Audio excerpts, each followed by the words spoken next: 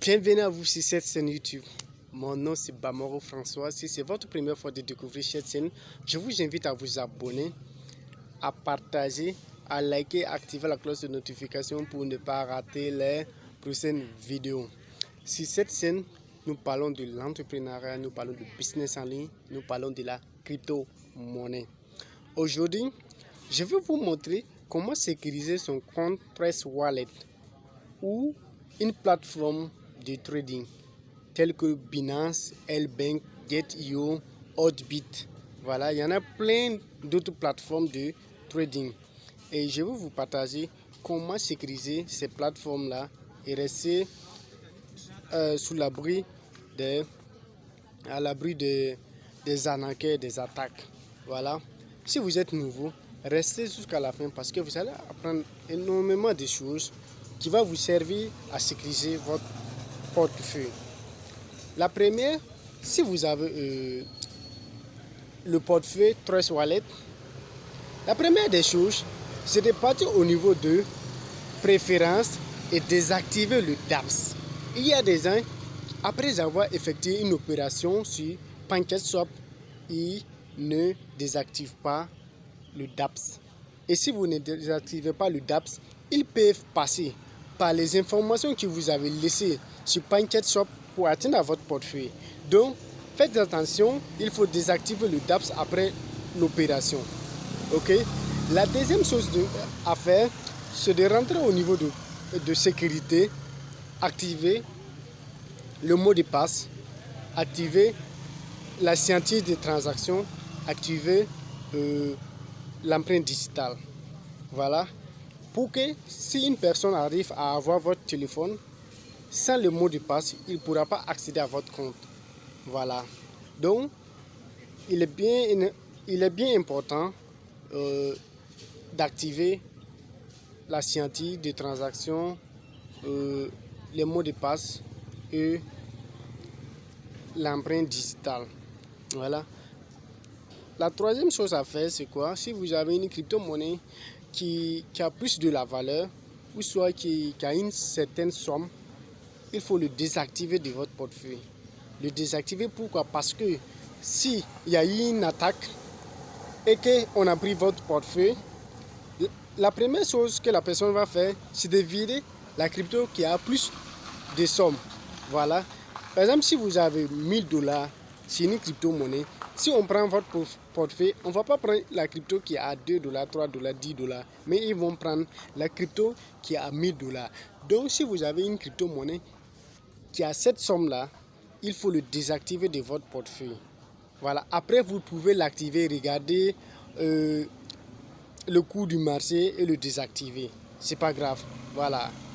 Désactiver cette crypto de votre portefeuille et laisser les cryptos qui ont $2, $3, $5. Voilà, ça fait rien. Là, s'ils vont prendre votre portefeuille, ils ne verront que les cryptos qui n'ont pas assez de solde. Voilà, donc après vous pouvez retirer votre crypto et puis mettre à quelque part. En dehors de ça, il faut toujours casser la somme. Oui, le solde de votre compte, il faut le casser. Vous cliquez en haut sur le compte et sur le solde, vous allez voir que ça va mettre des étoiles, ça va apparaître des étoiles et puis votre compte est cassé comme ça. Voilà.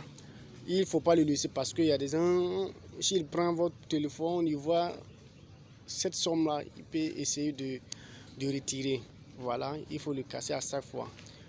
Maintenant, pour ceux qui ont des comptes Binance, Get.io, Hotbit, L-Bank, qu'est-ce que vous allez faire? C'est de partir au niveau des trucs de sécurité et vous allez activer le FAQ. Le FAQ, c'est quoi? Le FAQ, c'est la sécurité à double facteur, c'est-à-dire par email et par code SMS. Vous renseignez votre numéro de téléphone et sur lequel ils vont vous envoyer de code à chaque fois que vous voulez vous connecter à votre compte ou ça, à chaque fois que vous voulez faire des retraits. Voilà, ils vont vous envoyer des codes par SMS et par email. Voilà. Et si la personne n'a pas votre numéro de téléphone, il ne peut pas se connecter à votre compte ou il ne peut pas faire des retraits sans le code qu'on vous envoie par mail ou par mot de passe et par SMS plutôt. Et en plus de cela, il faut installer Google Authenticator. Si vous installez Google Authenticator, on vous envoie, à chaque fois que vous voulez vous connecter à votre compte, on vous envoie des codes. Et le code expire à 30 secondes après. Voilà. La personne, si quelqu'un prend votre portefeuille, il ne peut pas se connecter. Parce qu'à chaque fois, il faut ce code-là pour se connecter. Et le code change à chaque 30 secondes.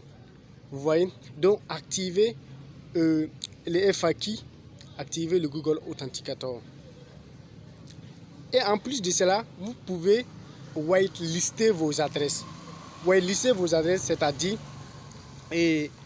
mettre vos adresses sur la page blanche qu'on appelle whitelist. Vous mettez les adresses sur lesquelles vous voulez faire le retrait. Là maintenant, si une personne arrive avec une autre adresse, il ne peut pas faire le retrait parce que cette adresse n'est pas whitelistée. Vous voyez? Cette adresse n'est pas whitelistée, donc il ne peut pas faire le retrait. Voilà, donc il faut à chaque fois whitelister vos adresses pour que si une autre personne arrive avec une autre adresse, elle ne peut pas faire le retrait parce que l'adresse même n'est pas dans la liste. Donc la personne ne peut pas faire le retrait. Vous voyez? Et désactiver aussi, casser votre solde.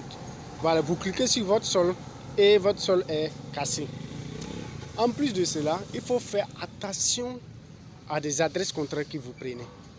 Et il y a des gens, parce qu'ils savent comment swapper du crypto sur PancakeSwap, ils prennent des adresses n'importe comment. Voilà, ça peut être son ami qui va lui parler qu'il y a une nouvelle crypto qui est sortie. Il ne fait pas des analyses basiques. Il prend l'adresse, il part coller sur PancakeSwap et puis il swappe la crypto. Voilà. Bien vrai, tu peux swapper la crypto, mais il y a des cryptos qui vont sortir dans le but de vider votre portefeuille. Donc, il faut faire beaucoup attention. Il faut étudier les cryptos que vous allez swapper. Voir si c'est un bon projet ou pas avant de le mettre sur dans votre wallet. Sinon, s'il s'ajoute à votre portefeuille, on peut vider votre compte. Vous comprenez? Ok?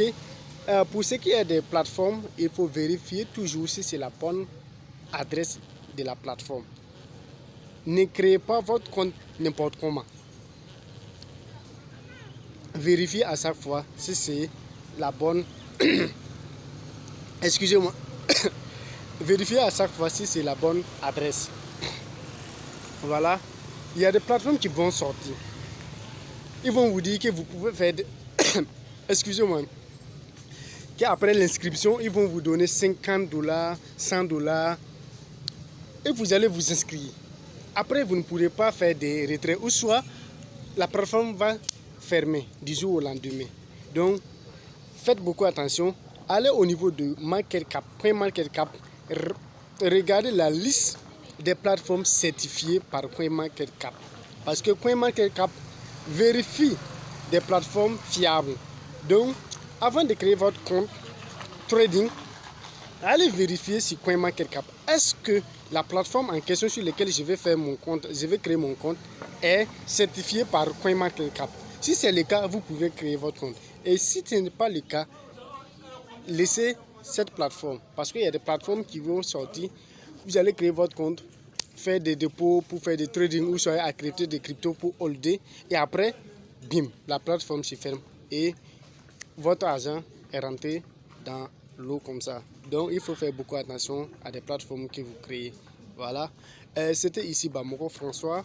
Si cette vidéo vous a plu, partagez, likez, surtout activez la cloche de notification pour ne pas rater les prochaines vidéos. Ciao, ciao.